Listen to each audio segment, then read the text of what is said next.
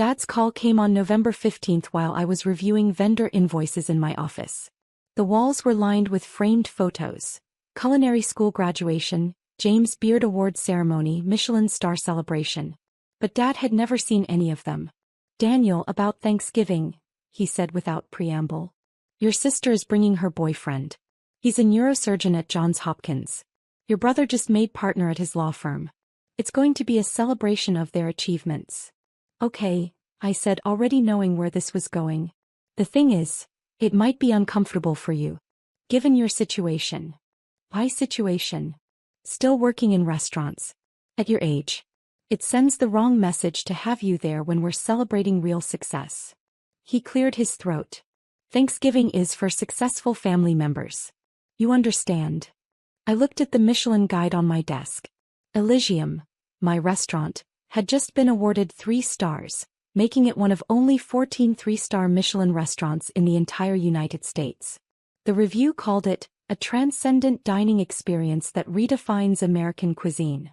"I understand," I said. "I knew you'd be reasonable. We'll do something another time." He hung up before I could respond. I sat in my office for a long moment, then returned to my invoices.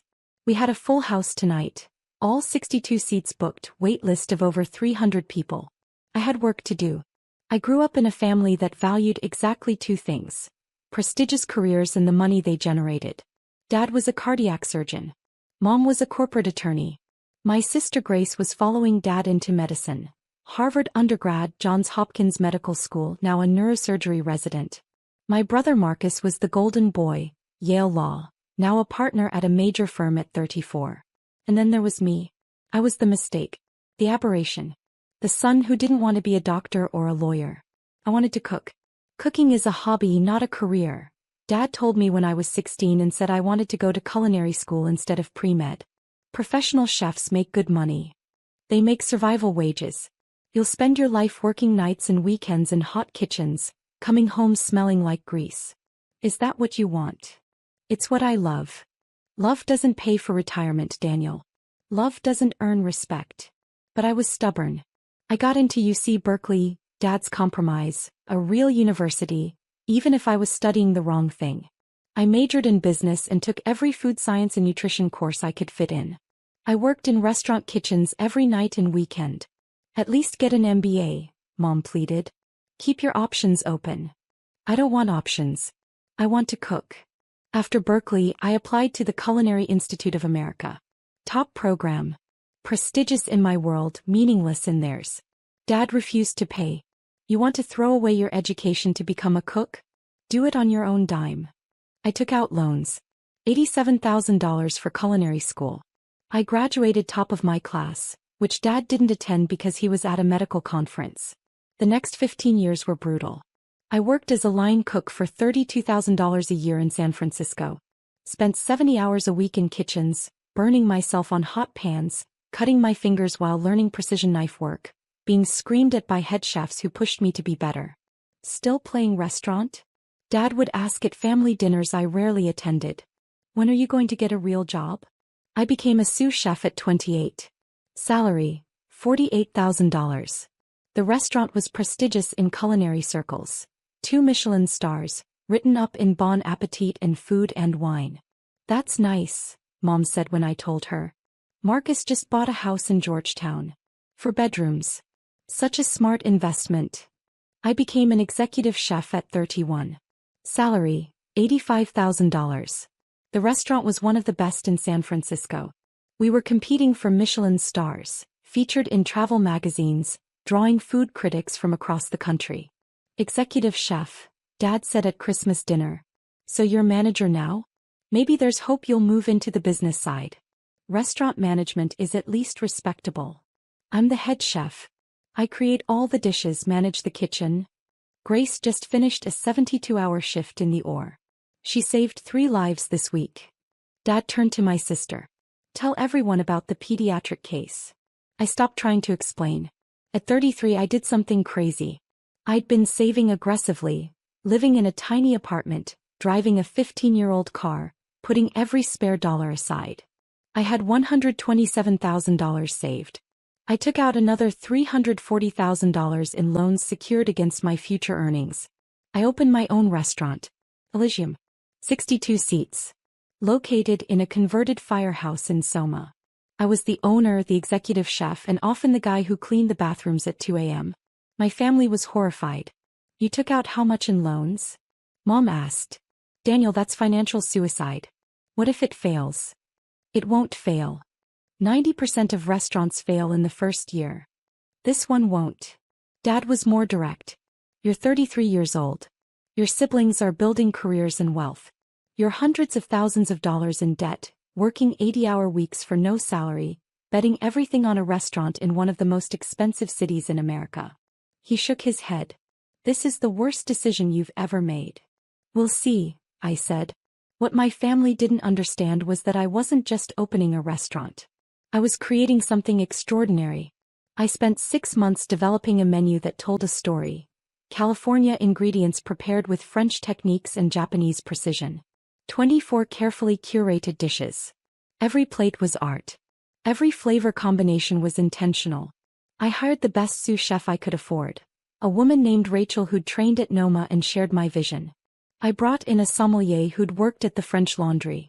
I found servers who understood that fine dining was theater, and they were part of the performance. We opened in February. I paid myself nothing. Every dollar went back into the restaurant. Better ingredients, training for staff, building our reputation one perfect meal at a time. Year 1 we broke even. Barely. I survived on the staff meal and lived in my studio apartment with no furniture except a mattress on the floor. Year 2 the reviews started coming. San Francisco Chronicle, 4 stars. Elysium represents the future of American fine dining. Chef Daniel Chin is a revelation. Eater, the most exciting new restaurant in San Francisco. Every dish is a masterpiece. Bon Appetit included us in their Best New Restaurants in America list. Reservations went from struggling to fill to booked solid 6 weeks out. Year 3 we got our first Michelin star. The ceremony was one of the proudest moments of my life. Rachel cried. Our sommelier brought champagne. The entire kitchen staff celebrated like we'd won the World Cup. I texted my parents, Elysium got a Michelin star. Dad's response came 3 hours later. Congratulations. Grace just got accepted into the neurosurgery fellowship at Stanford. Year 4 we got our second Michelin star. Now we were in the conversation with San Francisco's elite restaurants. Reservations became impossible. 4-month wait list. Secondary market scalpers selling reservations for $500 a seat. I expanded. Added a private dining room. Hired 2 more sous chefs. Increased staff wages because I wanted the best people and I wanted to keep them. The restaurant was generating $3.2 million in annual revenue. After expenses, debt service, and reinvestment, I finally started paying myself a salary. $180,000. I was 36 years old and I'd built something significant. But at family dinners, the conversation still revolved around Marcus's latest case and Grace's surgical innovations. How's the restaurant? Mom would ask, polite but uninterested. Busy. That's good. Keeping the lights on is important in your industry. She turned to Marcus. Tell everyone about the Supreme Court brief you filed. Year 5 changed everything. The Michelin Guide announced their ratings in September. I got the call from our PR contact. Daniel, I'm not supposed to tell you this yet, but you need to be at the ceremony. We won our 3rd Michelin star. 3 stars. The highest honor in culinary excellence. The pinnacle of the profession. In the entire United States, there were only 14 3-star Michelin restaurants. I was now in the company of the French Laundry Alinea Le Bernardin. The awards ceremony was invitation only. The entire team went, 23 people who'd poured their hearts into making Elysium extraordinary. When they announced our 3rd star, Rachel grabbed my hand so hard it hurt. The room gave us a standing ovation. James Beard Award nominations followed. I won Best Chef, West 3 months later. Food critics called me a genius. Travel magazines listed Elysium as a bucket list destination. Food pilgrims came from Japan, France, Australia, willing to pay $650 per person for our tasting menu. The New York Times food critic gave us 4 stars. one of only 9 restaurants in America to hold both 3 Michelin stars and 4 New York Times stars simultaneously. Revenue hit $4.7 million annually. After expenses, I was taking home $440,000 a year. I'd paid off all my loans. I'd started investing in other restaurants. 3 more concepts in the Bay Area, each successful. My net worth, $2.8 million and growing. I bought a beautiful loft in Potrero Hill with a view of the bay. I bought a Tesla. I traveled to Copenhagen, Tokyo, and Paris during our rare closure weeks, eating at the world's best restaurants and bringing back inspiration. But I never told my family any of this. At Christmas, Grace announced her engagement to a cardiac surgeon. Everyone celebrated. I gave them a nice card and a generous gift certificate to a restaurant they'd enjoy. "How's your place?" Dad asked me over dessert. "Busy. Still open. Still open." "Well, that's something." He returned his attention to Grace's wedding plans. I stopped going to family events after that. Made excuses. Too busy at the restaurant. Staff shortage. Menu development. They barely noticed. November 15th, Dad uninvited me from Thanksgiving. After I hung up, I sat in my office for a long time. Around me, the sounds of a busy kitchen preparing for dinner service. Rachel knocked on my door. "Chef? The halibut delivery is here. Want to inspect it? Be right there." I pushed thoughts of my family aside and did what I always did. Focused on the work. On creating something beautiful. On giving our guests an experience they'd remember forever. That night we served 62 guests. Every dish perfect. Every service moment choreographed. A couple got engaged at table 14. An elderly woman celebrating her 80th birthday cried when she tasted the dessert course. This was my family now. The guests. The work. On November 20th, my reservations manager Sarah knocked on my office door. "Chef, we have a VIP reservation request for Thanksgiving night. We're fully booked." "I know. But this is a party of 8 with the last name Chen." The person who called said they were willing to pay premium. My hand froze over my keyboard. "Chen. I thought you might want to know given your last name. Could be relatives." I pulled up the reservation inquiry. The name, David Chen. My father's name. The reservation notes, celebrating family success. Bringing guests who appreciate fine dining. Request best table. Will pay premium rate for Thanksgiving. My father, who just uninvited me from Thanksgiving, had made a reservation at my restaurant. He had no idea I owned it. Elysium didn't have my name anywhere public. The restaurant was registered under my LLC. Press coverage mentioned Chef Daniel Chen, but Dad had never read a food magazine in his life. He didn't follow restaurant news. To him, restaurants were just places to eat, indistinguishable from one another except by price. "Sarah," I said carefully, "accept the reservation. Best table, table 1 by the window. Premium Thanksgiving tasting menu. Whatever they want." She nodded. "Should I mention you're the owner?" "No. Don't mention anything." After she left, I allowed myself a small smile. I spent the next week preparing the most extraordinary Thanksgiving menu I'd ever created. Traditional elements, elevated. Heritage turkey from a farm in Sonoma, dry-aged for 14 days, served 3 ways. Breast with black truffle, confit leg with figs, crispy skin with sea salt. Oyster stuffing with champagne butter. Cranberry gastrique with star anise. Sweet potato veloute with brown butter and sage. Brussels sprouts with pancetta and aged balsamic. Pumpkin tortellini with amaretti cookie crumble and espresso foam. 16 courses total. Each one a small, perfect expression of Thanksgiving traditions reimagined. I brought in the entire team for a prep meeting 5 days before Thanksgiving. "This is important," I told them. "We're going to execute the best Thanksgiving service we've ever done. Every detail matters. Every plate needs to be perfect." Rachel gave me a curious look. "Special occasion?" "Very special. We practiced plating. We tasted every sauce.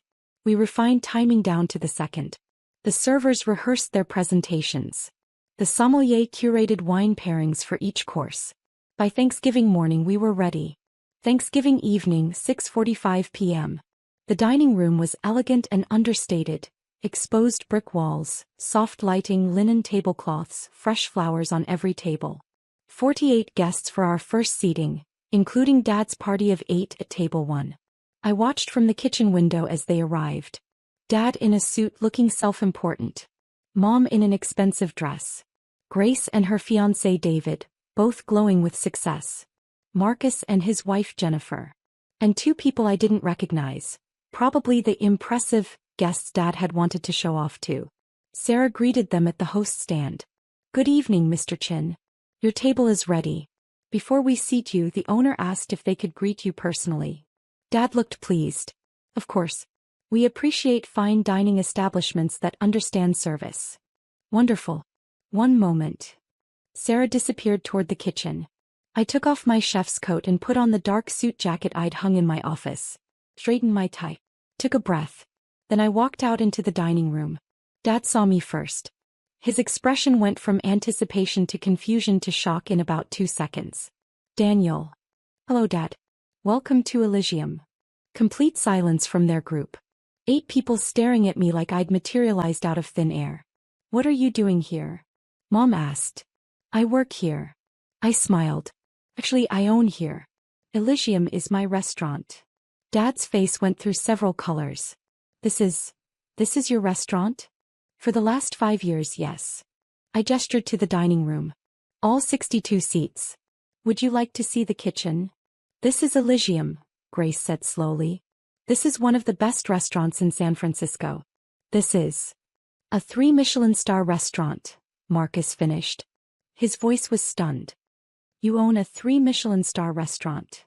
"I'm also the executive chef. I create every dish on the menu." I looked at Dad. "So yes, I still work in restaurants. But I think my situation has improved somewhat since we last spoke." The 2 guests Dad had brought, a distinguished older couple, were looking at me with recognition. The woman stepped forward. "You're Chef Daniel Chin? We drove up from Los Angeles specifically to dine here. We've been trying to get a reservation for 8 months." "I'm honored," I said, shaking her hand. "I hope tonight's meal exceeds your expectations." Dad still looked like he might faint. "But, you never said. You never asked." I kept my voice pleasant, professional. "You knew I worked in restaurants. You knew I opened my own place 5 years ago. You didn't know it was successful because you never inquired further. You assumed I was failing because in your world, chefs are failures." "That's not," Mom started. "Mom, Dad uninvited me from Thanksgiving dinner because my presence would send the wrong message, while celebrating Grace and Marcus's success." I looked around at their faces. Meanwhile, I run a restaurant that generates $4.7 million in annual revenue. I employ 43 people. I hold 3 Michelin stars, the highest honor in culinary excellence. I won a James Beard Award. The New York Times gave us 4 stars. We have a 4-month wait list for reservations. Marcus was pulling out his phone. I could see him frantically Googling. His face went pale as he read. "Daniel," he said quietly, "this article says Elysium is one of the 14 best restaurants in America. Depends on the ranking system, but yes, we're consistently in the top 20. It says the tasting menu is $650 per person." "That's correct." "It says." He looked up at me. "It says you're one of the best chefs in the world. Some critics are very generous." Grace's fiancé, the neurosurgeon, stepped forward. "Chef Chin, I've read about your work. Your technique with modernist cuisine while maintaining classical French foundations is revolutionary. I've been trying to get a reservation for my parents' anniversary for months." "Send me an email," I said. "I'll make sure we take care of them." Dad finally found his voice. "Why didn't you tell us? Would you have believed me?" I asked simply. "If I'd called you 2 years ago and said, 'Dad, I just won my 3rd Michelin star,' would you have understood what that meant? Would you have cared?" He had no answer. "Dad, you told me for 15 years that I was wasting my life. That cooking wasn't a real career. That I'd made a terrible mistake." I paused. "You were so convinced I was a failure that you uninvited me from Thanksgiving so I wouldn't embarrass the family in front of your successful guests." The couple from Los Angeles looked uncomfortable. The wife spoke up. "Mr. Chin, if I may, we spent 8 months on the wait list to eat at your son's restaurant. People fly in from other countries to eat here. Your son isn't just successful. He's one of the most celebrated chefs in America. Dad's face was red. I didn't know. You didn't want to know, I corrected. There's a difference. Every achievement I mentioned, you dismissed it. Every time I tried to explain what I was building, you changed the subject. You were so invested in your definition of success that you couldn't see mine. Daniel, I'm sorry. Don't apologize yet, Dad. You haven't had dinner. I smiled. Tonight you're going to experience what I've built. You're going to eat a meal that will be one of the best dining experiences of your life. You're going to understand exactly what I do and why it matters. And then, after you've experienced it, we can talk about apologies. I gestured to Sarah. Please show the Chin party to table 1. Give them the full Thanksgiving tasting menu with wine pairings. Everything we prepared. Yes, chef. I looked at Dad one more time. Enjoy your meal. I'll be in the kitchen if you need anything. I walked away before he could respond. Back in the kitchen, I addressed my team. Table 1 is my family. They didn't know I owned this restaurant. Tonight we're going to show them what we're capable of. Everyone ready? Yes, chef. The response was immediate, sharp, professional. Course 1 went out at 7:02 p.m. Amuse-bouche, oyster with champagne air and caviar. A single, perfect bite. I watched through the kitchen window as it was served. Dad looked at the tiny oyster shell with confusion. Grace's fiancé immediately understood. This was the beginning of a journey. Course 2, butternut squash soup with brown butter, sage and a delicate foam. Served in custom bowls with precise garnish placement. Course 3, wild mushroom tart with truffle and aged parmesan. I could see their expressions changing. Confusion giving way to surprise. Surprise giving way to genuine pleasure. Course 4, seared foie gras with apple gastrique and brioche. The couple from Los Angeles were taking photos. Discreetly, respectfully. They understood they were experiencing something special. Course 5, lobster with corn velouté and vanilla butter. Marcus's wife Jennifer said something to the server. I couldn't hear it, but the server smiled and nodded. Course 6, heritage turkey breast with black truffle. Cooked to exactly 145 degrees Fahrenheit. Sliced thin. Plated with precision that took my sous chef's years to master. Grace put down her fork after the first bite and just sat there for a moment. I knew that feeling when food is so good it stops conversation. Course 7, turkey confit with fig compote. Course 8, crispy turkey skin with sea salt and herbs. A playful reference to the best part of Thanksgiving turkey, elevated to art. Course 9, oyster stuffing with champagne butter sauce. The sommelier was pairing each course perfectly. I'd watched him select wines from our 2,400 bottle cellar, choosing based on flavor profiles that would enhance each dish. Course 10, sweet potato velouté with brown butter and sage. Course 11, Brussels sprouts with pancetta, aged balsamic and hazelnut. Course 12, cranberry gastrique with star anise, served as a palate cleanser. Dad had stopped looking uncomfortable. He was fully engaged now, present in each moment, experiencing what his son had created. Course 13, pumpkin tortellini with amaretti cookie crumble and espresso foam. This was the dish that had won me the James Beard Award. Traditional pumpkin pie flavors reimagined as a savory sweet pasta course. Course 14, artisanal cheese course with house-made accompaniments. Course 15, pre-dessert, apple sorbet with cinnamon and maple. Course 16, final dessert, deconstructed pecan pie with bourbon ice cream. The entire meal took 3 hours and 40 minutes. Every course timed perfectly. Every plate a work of art. Every flavor combination intentional and surprising. At 10:47 p.m. as they finished their final course, I walked back out to their table. They all looked up as I approached. Dad's eyes were different now. Not dismissive, not pitying, but seeing me clearly for perhaps the first time in 15 years.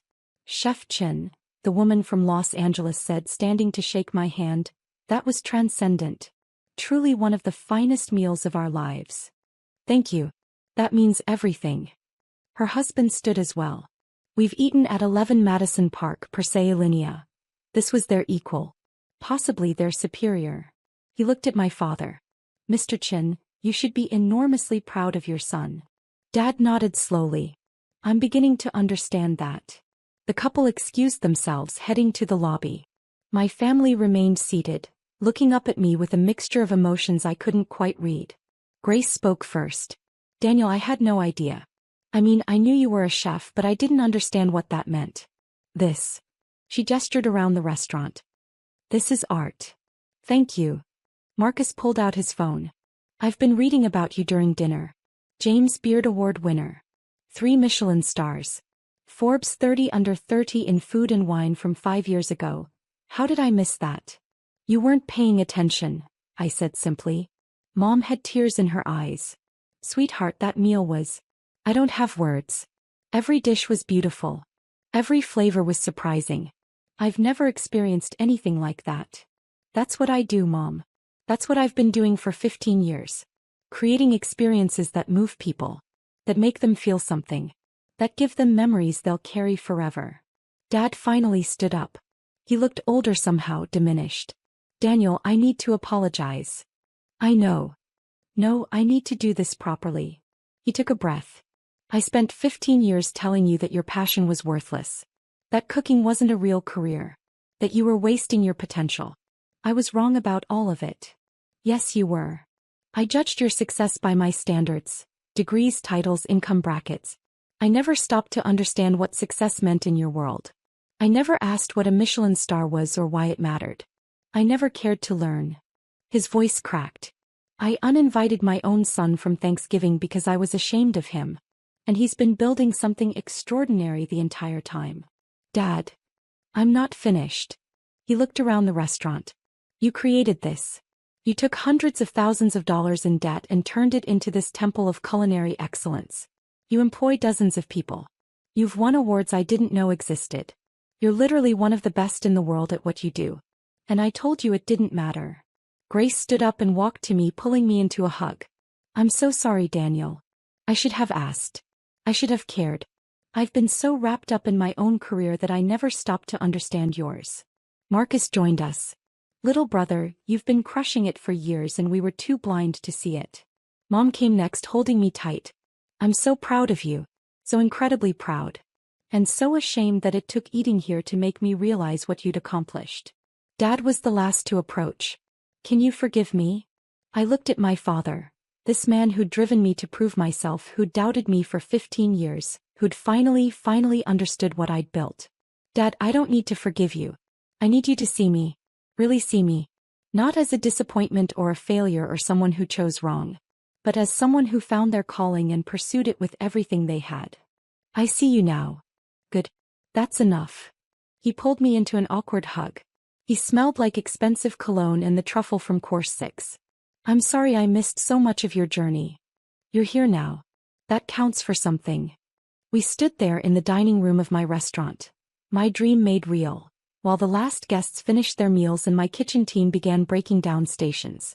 Dad, I said, pulling back from the hug. I need to get back to work. We have another seating tomorrow and prep starts at 6 a.m. Of course. Can we come back? Maybe when it's not a holiday and we can actually talk. Sure. Call Sarah, my reservations manager. She'll get you in. Not the 4-month wait list? Family gets priority. I smiled. Even family that uninvited me from Thanksgiving. He winced. I deserved that. Yes, you did. The next morning I woke up to 47 missed calls and 203 text messages. Grace had posted on Instagram a photo of one of the courses with the caption, "Last night I learned my brother Daniel is one of the best chefs in America. How did I not know this? So proud and so ashamed I never asked. At Elysium SF is extraordinary. Hashtag 3 Michelin stars, hashtag proud sister." The post had 12,000 likes and hundreds of comments. Marcus had posted on LinkedIn, "Sometimes we're so focused on our own definition of success that we miss the extraordinary achievements happening right next to us. My brother Daniel Chin is the owner and executive chef of Elysium, a 3 Michelin star restaurant in San Francisco. He's a James Beard Award winner. He's one of the best in the world at what he does. And I spent years dismissing his work because I didn't understand it. Lesson learned. Success comes in many forms. Congratulations, Daniel. I'm sorry it took me so long to recognize your brilliance." That post had been shared 847 times. Mom had called 6 times, texted 15 times, all variations of, "I'm so proud of you," and "Can we talk?" Dad had sent a single text at 6:23 a.m. I couldn't sleep. Kept thinking about what you've built. Can I take you to lunch? I want to understand your journey. Really understand it. I responded, lunch Tuesday? I'm off Monday but back on prep Tuesday afternoon. His response was immediate. I'll be there. December brought changes I hadn't expected. Dad came to lunch and we talked for 3 hours. Really talked. He asked about the Michelin star process, about how I developed dishes, about the business side of running a restaurant. He took notes. He asked intelligent questions. The risk you took, he said, putting up everything you had for that leveraged buyout of the equipment and lease. I would never have had the courage. You perform heart surgery. You literally hold people's lives in your hands. That's different. I was trained for that. What you did, betting on yourself with no safety net, that's terrifying. I smiled. Now you understand why I did it. Because I believed in myself even when no one else did. He looked down at his coffee. I should have believed in you. You believe in me now. That's what matters. Grace started coming to the restaurant once a month, sitting at the kitchen bar where she could watch service. She brought her fiancé David and they'd stay for hours, asking questions about techniques and ingredients and the science behind cooking. You know, she said one night, this is medicine too. You're nourishing people, making them happy, giving them experiences that heal them emotionally. It's just a different kind of surgery. Marcus wrote a blog post about his experience that went semi-viral in business circles. What I learned about success from my chef brother. It was thoughtful and honest about his own blind spots. Mom joined the board of a nonprofit that provided culinary training to at-risk youth. I want to help kids like you, she said. Kids who have passion but no support. Kids whose families don't understand that there are many paths to success. In February, Elysium won another James Beard Award, Best Restaurant in America. The ceremony was in Chicago. My entire family came. Dad sat in the front row wearing a t-shirt that said, Proud father of a James Beard Award winner, that Grace had made for him. When they announced my name, he stood up and cheered louder than anyone else in the room. At the after-party, a reporter asked him, Mr. Chin, you must have always known your son was talented. Dad looked at me for a long moment, then back at the reporter. Honestly, I didn't. I spent years not seeing his talent because I was looking for the wrong things. I'm grateful I finally opened my eyes. The reporter looked confused, but I understood. It was the most honest answer he could have given. In March, I did something I hadn't done in years. I closed Elysium for a private family dinner. Just the family. Mom, Dad, Grace and David, Marcus and Jennifer. 8 people in a 62-seat restaurant. I cooked for them personally. Not the tasting menu but dishes from my childhood. Mom's favorite dumplings, elevated with premium ingredients and modern technique. Dad's preferred Peking duck, reimagined with a 3-day preparation process and 5-spice maple glaze. The green beans Grace always requested, now with black garlic and almonds. Traditional food from our family dinners, transformed through the lens of everything I'd learned. Between courses we talked. Really talked. They asked about the pressure of maintaining 3 Michelin stars. I asked about Grace's upcoming wedding plans. We laughed about memories from childhood, good ones I'd forgotten about. Remember when Daniel was 8 and tried to make us breakfast? Marcus said. He made scrambled eggs that were somehow both burnt and undercooked. I was practicing, I protested. You've improved, Dad said dryly. Everyone laughed. At the end of the meal, over the dessert course, a deconstructed version of Mom's apple pie, Dad stood up with his wine glass. I want to make a toast. To Daniel. For having the courage to pursue his passion despite his family's doubts. For building something extraordinary through years of hard work and sacrifice. For being successful on his own terms, not ours. He paused, emotion clear in his voice. And for being gracious enough to forgive us for being blind. To Daniel, they all echoed, raising their glasses. I raised mine as well. To family. Even when they take a while to come around. We drank. We laughed. We stayed late into the night sharing stories and wine and the kind of connection I'd thought was lost forever. As they were leaving, Dad pulled me aside. Thank you for tonight. For sharing this part of yourself with us. Thanks for showing up. I'll always show up now. That's a promise. He kept that promise. The following Thanksgiving, Dad called me in early November. Daniel, about Thanksgiving. Yes. We're doing it at your restaurant. All of us. Grace wants to bring David's parents. Marcus wants to bring Jennifer's family. I'm inviting some friends from the hospital who appreciate good food. We'll take over the whole restaurant if that's okay. You want to rent out Elysium for Thanksgiving? I want to celebrate with my son. In the place he built. Properly this time. I smiled. I'll make sure we're ready. That Thanksgiving I served 62 people. Family, extended family, friends, loved ones. The entire restaurant filled with people celebrating not just the holiday, but the journey that had brought us here. Dad gave a speech before the meal. Last year at this time, I uninvited my son from Thanksgiving because I thought he was a failure. It remains the stupidest decision I've ever made. Daniel isn't just successful, he's exceptional. He followed his passion despite our doubts. He built something beautiful despite our lack of support. And he was gracious enough to let us back into his life even after we'd dismissed everything he'd accomplished. He raised his glass. To second chances. To seeing clearly. To being proud of the right things. To Daniel, the room echoed. I looked around at the faces. My family, my team, my chosen family of staff and mentors and friends. Rachel was crying. Sarah was beaming. My sous chefs were standing in the kitchen doorway watching. This was success. Not the Michelin stars or the James Beard Awards or the revenue numbers. Though those mattered too. This was being seen. Being understood. Being celebrated not despite who I was but because of it. Thank you all for being here, I said. Now let's eat. I've been cooking for 3 days and this turkey isn't going to serve itself.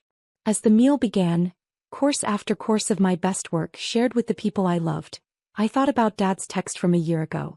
Thanksgiving is for successful family members. He'd been right in a way. It just took him a while to realize I'd been successful all along.